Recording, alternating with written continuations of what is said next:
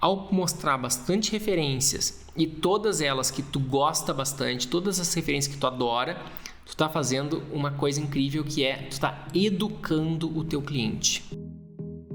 Só conheço um jeito de ter sucesso na arquitetura, que é construindo uma marca, ou seja, um nome. E para o teu nome se destacar no mercado, ele precisa estar sustentado em 3 pilares: atração, técnica e lucro. Seja bem-vindo ao podcast Estratégia Arquitetura. O tema de hoje é processo criativo na arquitetura de alto padrão. Processo criativo é um dos temas mais importantes da arquitetura e no alto padrão não vai ser diferente, né? No alto padrão, processo criativo é uma das peças-chaves de diferenciação desse mercado. Um arquiteto, para ser considerado consagrado na arquitetura de alto padrão, ele precisa necessariamente ter a habilidade de desenvolver um processo criativo. Ele precisa saber fazer seus projetos de uma maneira mais criativa. Ele precisa estabelecer um processo de criação. Esse tema sempre me intrigou bastante e o mais incrível até do que tu conseguir ter e desenvolver um processo criativo, também é necessário que tu consiga passar isso para tua equipe quando tu tiver uma equipe. Então, é sobre esse tema que a gente vai estar discorrendo hoje, né? Sobre o processo criativo dentro da arquitetura de alto padrão. Porque é necessário desenvolver esse processo criativo, né? Bom, o processo criativo, ele vai, né, como o nome diz, ele é criativo, ele é um processo para tu desenvolver algo criativo. E criativo significa algo que vem da palavra criar, vem da palavra criação. E criação vem da palavra, para muitos, né?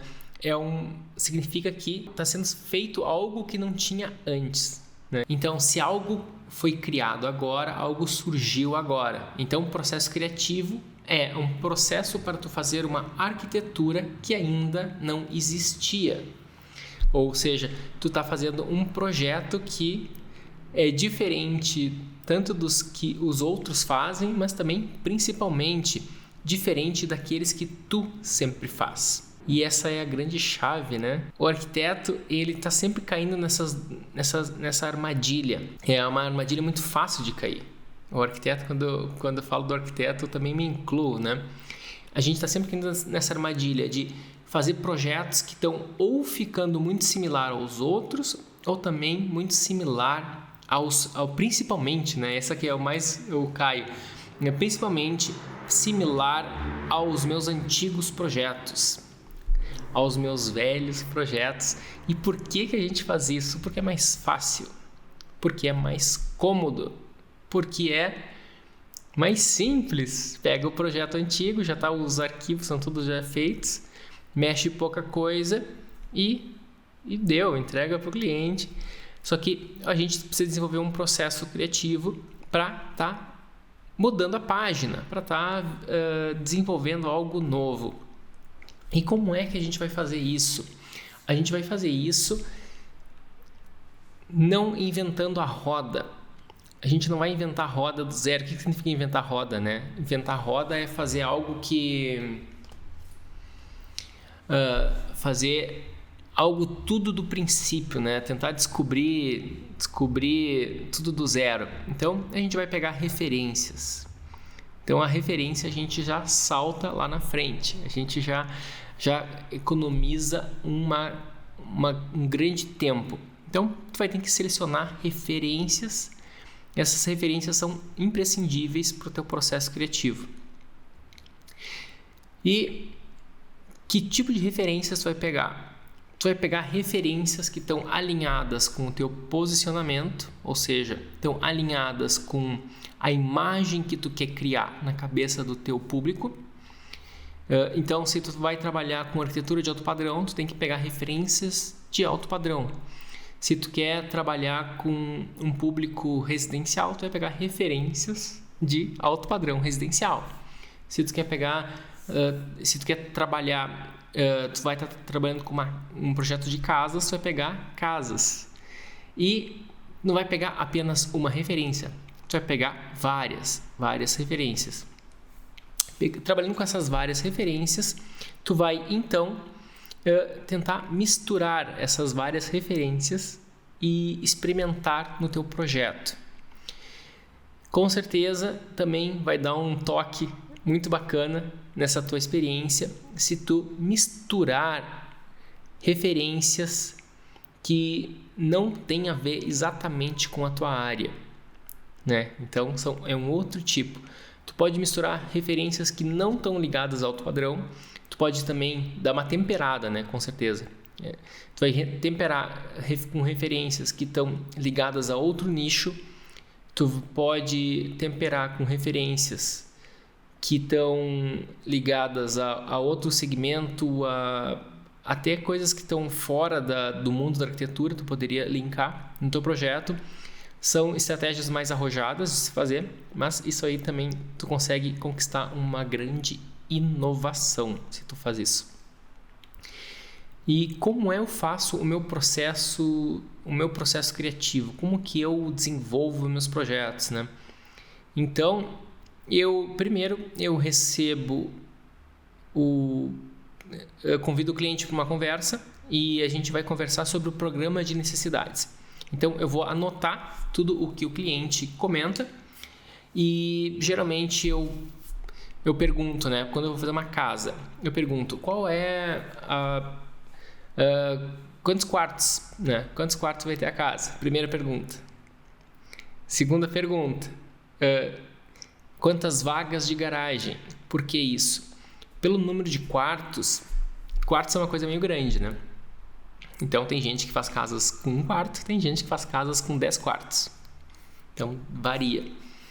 Então, isso muda bastante o tipo de casa.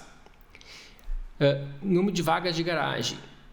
Ele pode ser que ele quer uma casa com 1 ou 2 vagas, né? Dificilmente alguém vai fazer uma casa com 1 vaga só. Então, no mínimo 2.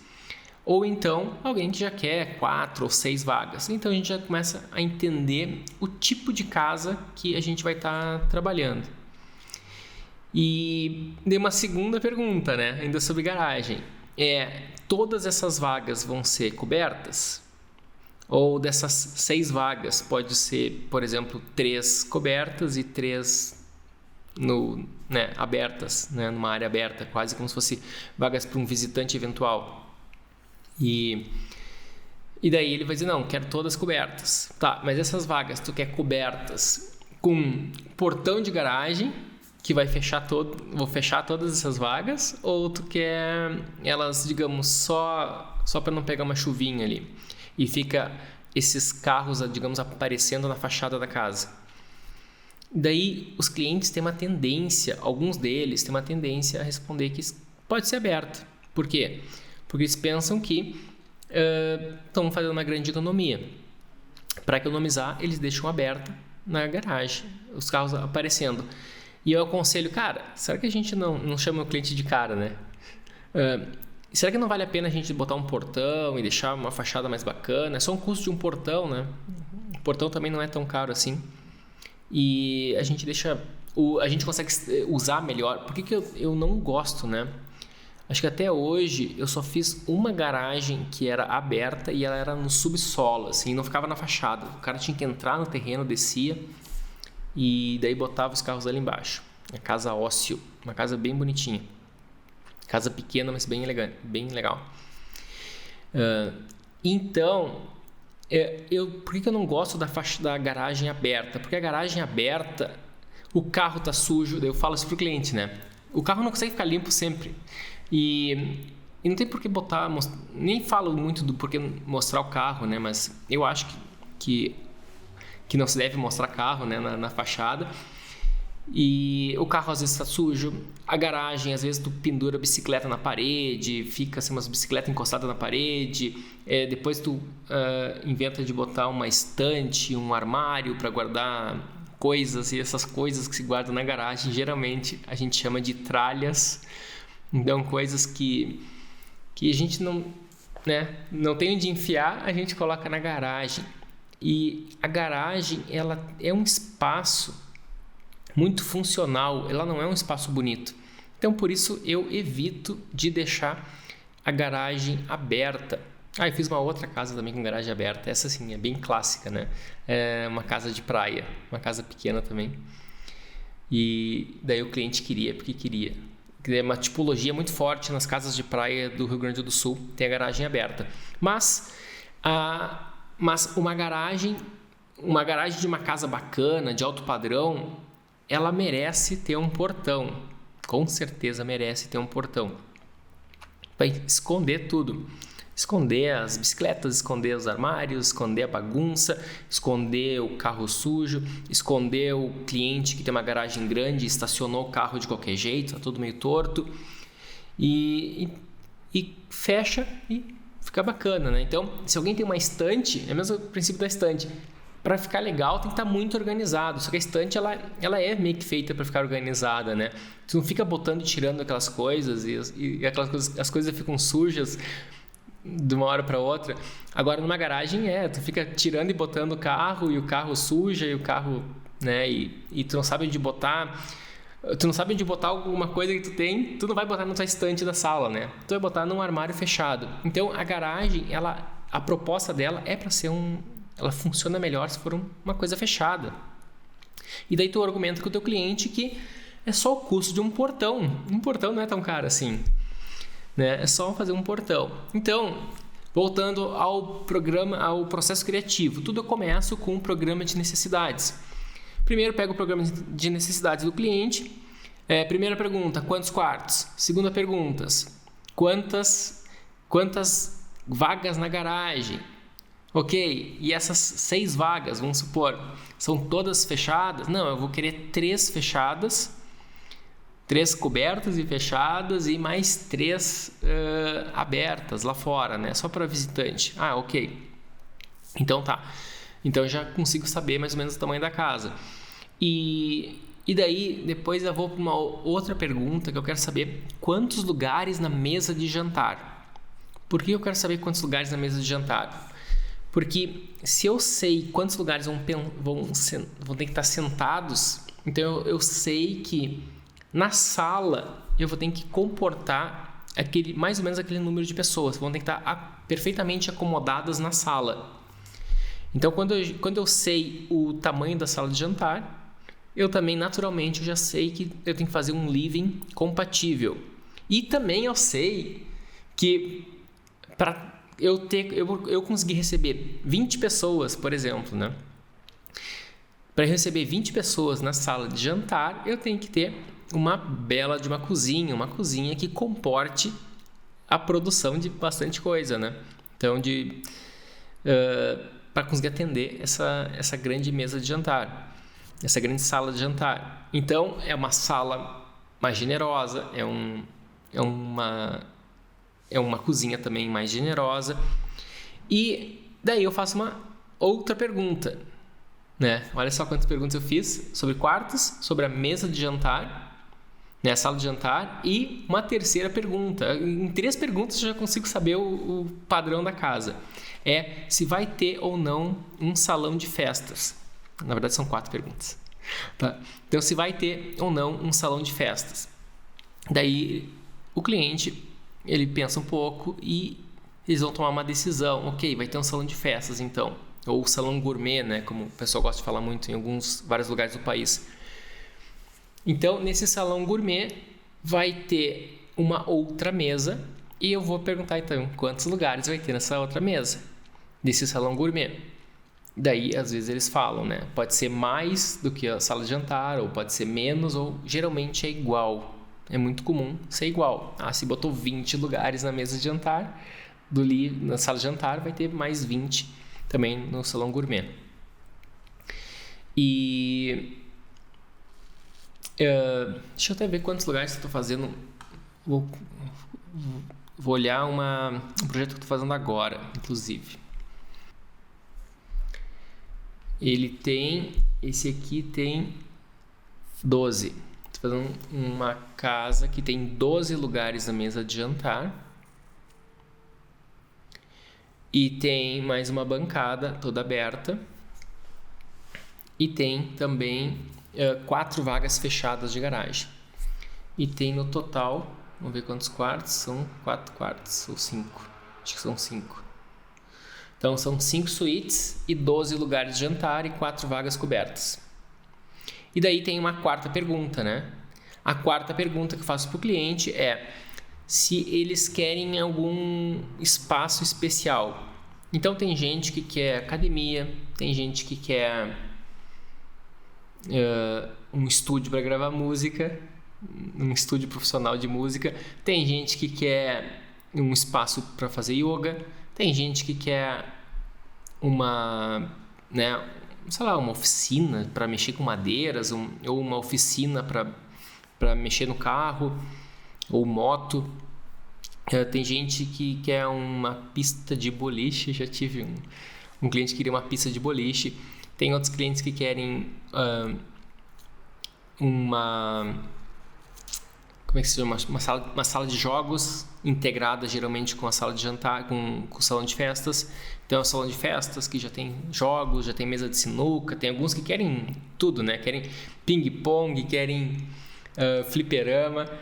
E o que significa isso? É o cliente que está se sentindo tão à vontade que ele está botando para fora aquela criança interior, né? A criança interior é uma figura meio freudiana, que o cara quer brincar, né? Ele quer brincar. Então ele quer de novo jogar, brincar, e ele quer jogar sinuca, quer jogar jogos de ping-pong, fliperama. Tem alguns que querem tudo isso. E vamos deixar ele brincar, né? E aqui também é bem comum, quem tem terreno muito grande, coloca uma quadra de tênis, coloca um campinho de futebol é mais raro, né? Porque futebol é maior. Então, geralmente, o pessoal, quando tem um terreno muito grande, coloca uma quadra de tênis. E, basicamente, é isso. São 4 perguntas. Vou recapitular as 4. Isso do programa de necessidades. Claro que eu converso muito mais. Eu faço muito mais que 4 perguntas, né? Porque daí é para saber os pormenores. Mas são 4 perguntas chaves. Quantos quartos? Quantos lugares na mesa de jantar? Quantas vagas de garagem e se vai ter um espaço ou um espaço especial, mais particular de cada cliente. Com essas 4 perguntas eu já consigo visualizar mais ou menos o tamanho da casa, já consigo saber mais ou menos quanto vai custar essa casa, qual é o nível do cliente, ou pelo menos qual é o padrão assim, do nível do projeto que ele está imaginando, né? E daí, com o tempo, conforme eu vou ganhando intimidade com o cliente, eu já vou falando, já testando com eles, falando de valores, assim, de quanto é que vai custar uma casa dessa. E vou já preparando ele, senão o cara pensa que vai custar 1 milhão e a casa custa 10. Então não dá, né? Não dá pra a gente alimentar uma expectativa errada.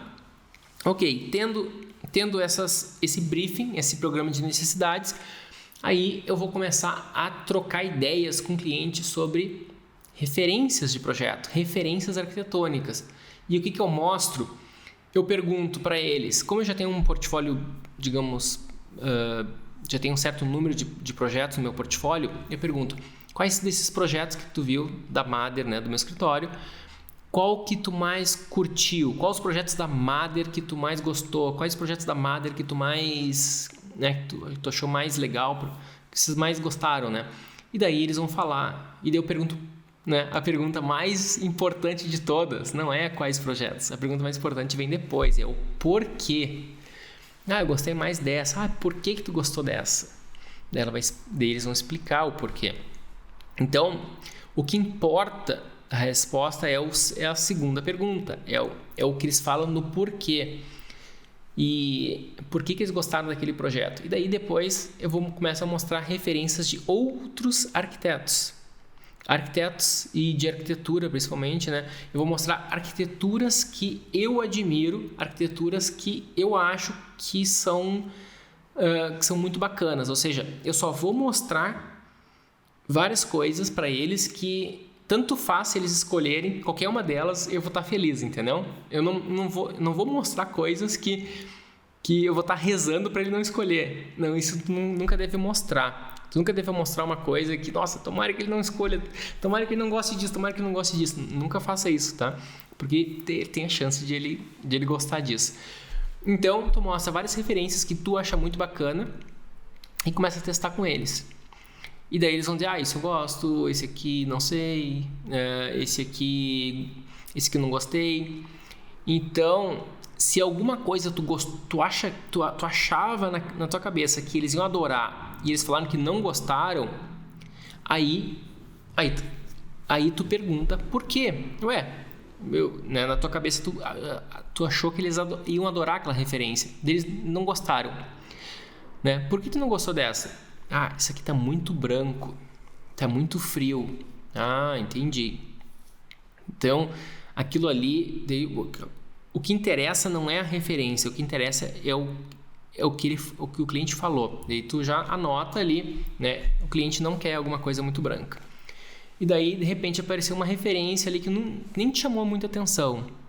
E daí eles falaram, nossa, que lindo! E tu, o que tu mais gostou daqui? Nossa, essas plantas caindo, que lindo! Entendeu? Tu pensando que era o tal do revestimento que eles tinham adorado. Mas não, eles gostaram foi da planta. E tu pergunta, se tu pensou que era aquele revestimento, que para ti o que mais chamou atenção, tu pergunta, tá, e desse revestimento, o que tu acha? Ok.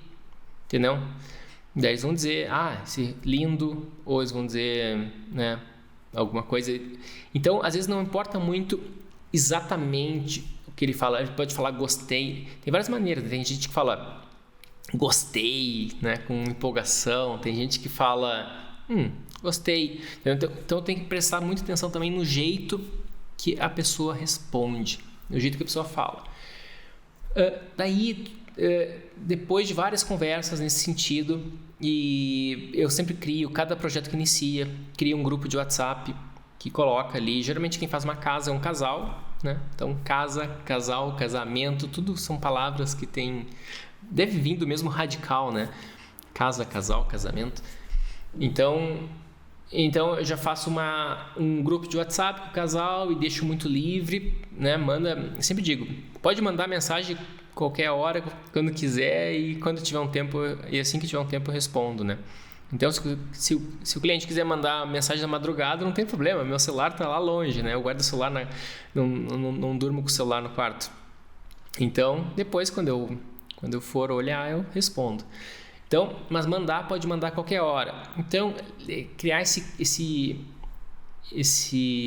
ambiente de comodidade para o cliente, acho que é muito bom, né? Acho que a comodidade e facilidade é uma palavra muito boa nesse caso. Daí, o cliente, de vez em quando, ele vai mandar também algumas referências, isso é normal.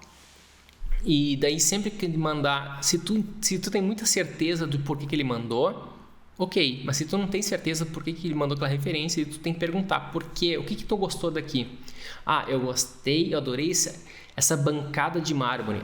Ufa, então não tem nada a ver com o forro, não tem nada a ver com o piso, não tem nada a ver com o espaço pequenininho. Não, eu gostei da bancada. Tá, entendi.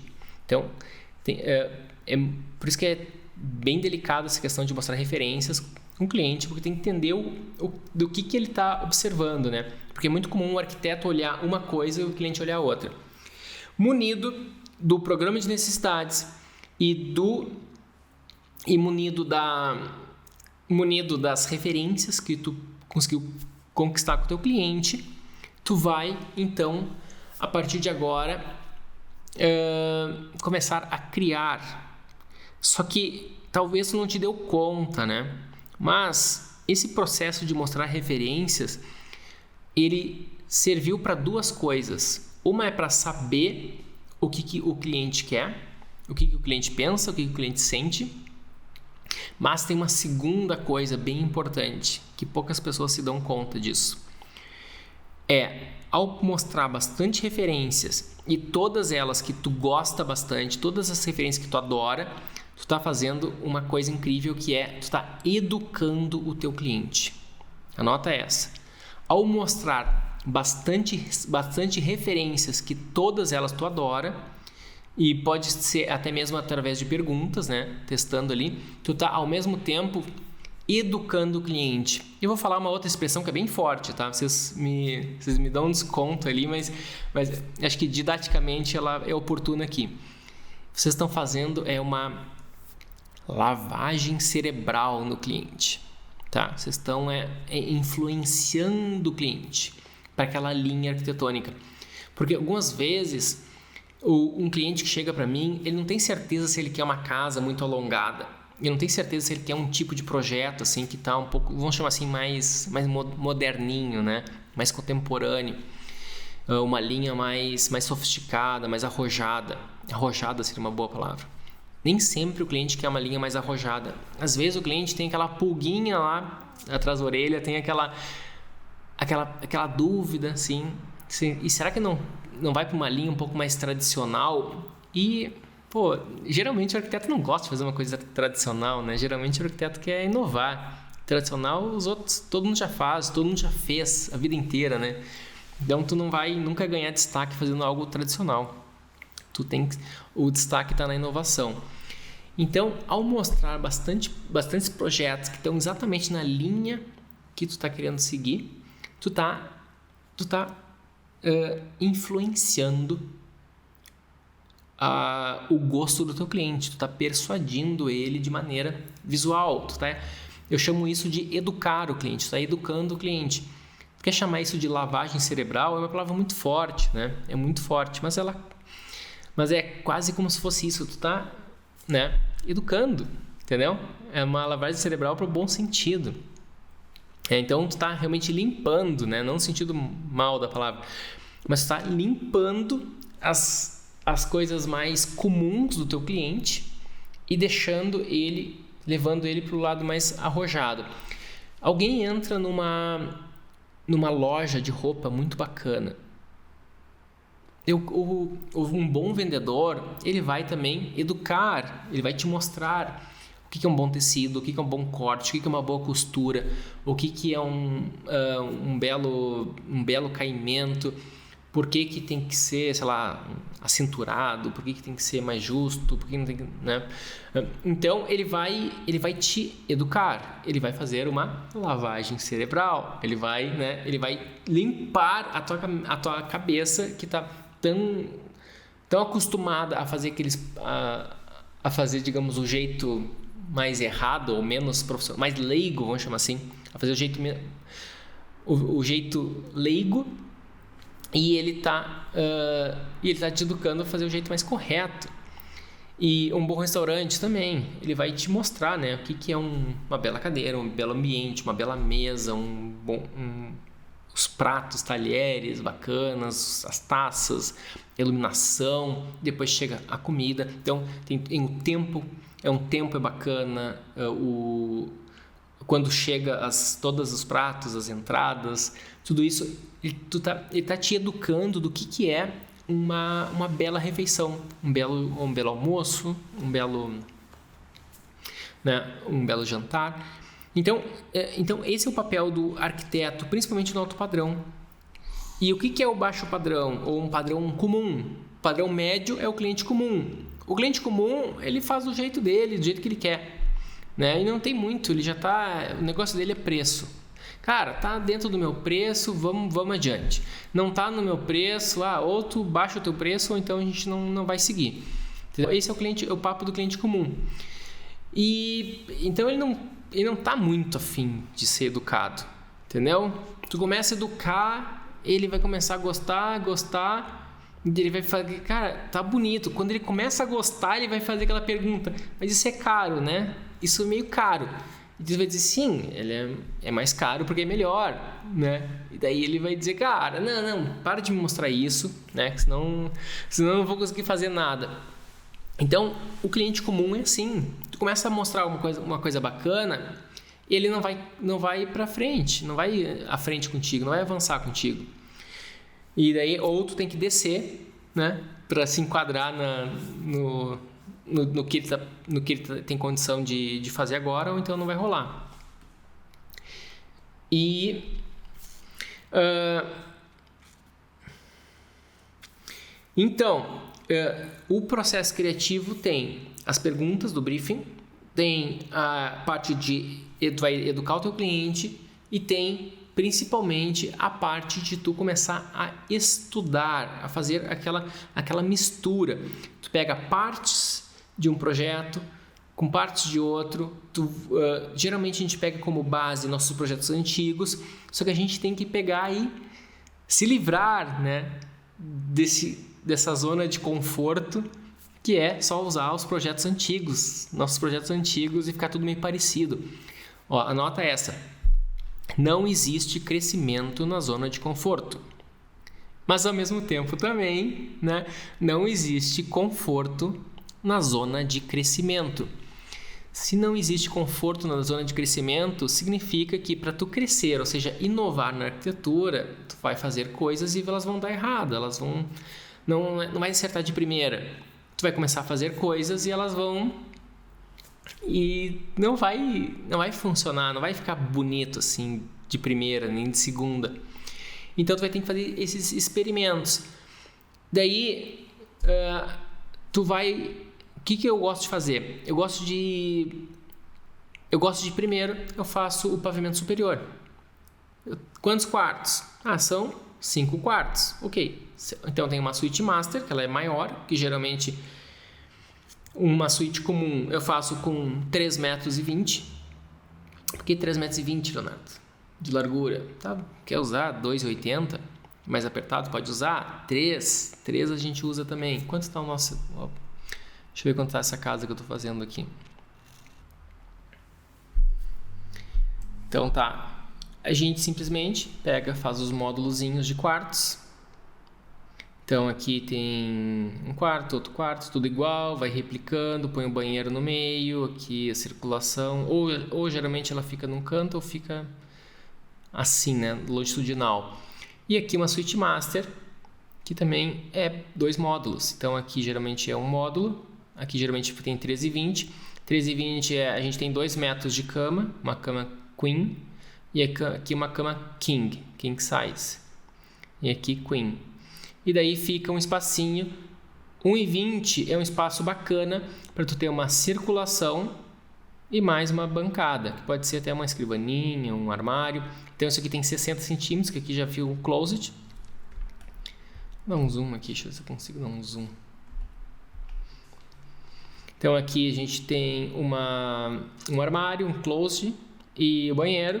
Tem uma zenital, isso aqui, uma zenital que ventila, inclusive, é ventilado, né? A janela é vertical aqui, o vidro é vertical. A cama, e aqui pode ter uma sacada comunitária, ou pode ter sem sacada, sem balcão, é simplesmente a fachada inteira. E é assim que a gente vai fazendo. E isso aqui não tem muito que tu inventar dentro dessa linha de arquitetura. Então, ela fica bacana quando tu faz toda ela bem um retângulo puro, né? Tu tem um retângulo. Esse teu retângulo puro, tu vai girar ele conforme a orientação solar mais adequada. O que eu prefiro fazer? Sempre voltando para o norte. Tu volta para o norte. Os quartos, que é o sol mais nobre. Pelo menos no sul do Brasil, né? Eu não sei como é que é no Nordeste. Às vezes é tudo invertido lá. Às vezes o pessoal tem pavor de sol, né? Mas por que o melhor sol é do norte? Porque no norte, o sol, quando no verão ele está alto, dele não entra dentro dos quartos. No verão ninguém quer sol dentro dos quartos, e nem na sala. E no inverno ele está baixinho, então todo mundo quer o sol. Agora tá ficando frio aqui onde eu tô, então todo mundo adora o sol dentro de casa, dentro do ambiente. Mas no verão não. E o norte, ele naturalmente já está pronto para isso. Então tu vai jogar isso pro norte. E de preferência pro norte e olhando o jardim. É isso que tu vai fazer, né? Tu vai fazer os quartos, todos eles olhando pro jardim. Por quê? Por que não é olhando para a rua, Leonardo? A fachada principal é da rua. Vamos olhar para a rua. Porque a rua só tem coisa feia. Tem o vizinho, tem os carros, tem os barulhos, tem Imagina se o vizinho da frente resolve pintar a casa de uma cor que tu não gosta. Ou o cara constrói uma casa que tu não gosta. E tu gastou uma grana fazendo o teu jardim, tu gastou uma grana botando aquele paisagismo incrível, luminotécnico, piscina, e os teus filhos estão lá no jardim brincando com aquele Golden Retriever correndo, pulando, rolando na grama, e tu tá fazendo o quê? Tu tá vendo o teu vizinho lavando o carro, e quando ele se abaixa, tu vê o cofrinho do vizinho. Cara, o que tu prefere? Perder a tua vida. A tua vida tá rolando no jardim. Lá que tá todo mundo se divertindo, tua família, quem tu ama, tá no jardim, né? Brincando com o cachorro, pulando na piscina, tendo as atividades, e tu tá no teu quarto, olhando o cofrinho do vizinho, que ele se abaixa para limpar o pneu do carro, lavando o carro. Esse é o teu domingo. Cara, não faz sentido. Ou então, o vizinho da frente, ele é viciado em futebol, e daí cada dia que tem futebol, bota a bandeira, pinta a casa com o time de futebol dele. Não faz sentido tu botar